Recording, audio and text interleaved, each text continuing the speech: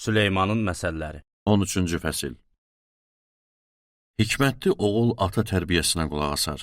Rişxəndçi iradı qulaq ardına vurar. İnsanın dilində yaxşı söz olsa, onun xeyrini yiyər. Xain zorakılıq istər. Dilini saxlayan canını qoruyar.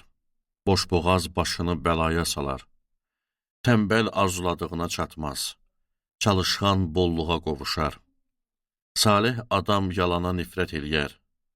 Şər insanın sözləri xəcalət və rüsvayçılıq gətirər. Kamillik yolunda olanı salihlik qoruyar. Günahkarı şər yıxar. Adam var ki, heç nə yoxdur, özünü varlı göstərir.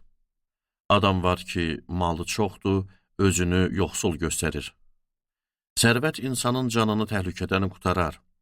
Yoxsul isə hədə qorxu eşitməz. Salih insanların işığı könlü sevindirər.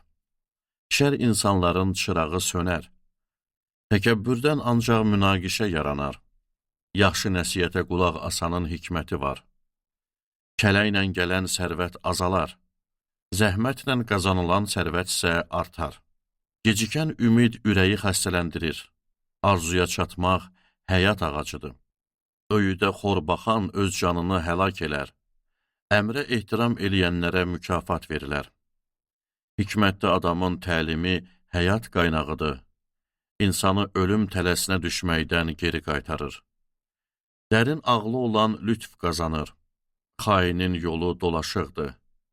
Uzaq görən hər gördüyü işi bilir. Axmaq öz səfehliyini hamıya göstərir. Pis qasid bəlaya düşər. Etibarlı elçi şəfa verər. Tərbiyəni rədd eləyən yoxsullaşıb şərəfdən düşər. Məzəmməti qəbul eləyən şərəfə yetişər. Arzuya çatmaq qəlbə, cana şirin gələr. Axmaq pislikdən dönməyə ikrah eləyər.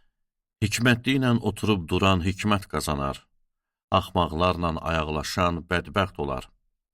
Günahkarı şər qovar, salihin yaxşı bir əvəzi var. Yaxşı insan nəvələrinə də irs qoyar. Günahkarın yığdığı sərvət salihə qalar. Yoxsulların əkini bol bəhrə versə də, ədalət olmayan yerdə bada gedər. Oğlundan kötəyi əsirgiyən sanki ona nifrət eləyər. Oğlunu sevən ona düzgün tərbiyə verər. Salih yeyib doyar, şər adamsa ac qalar.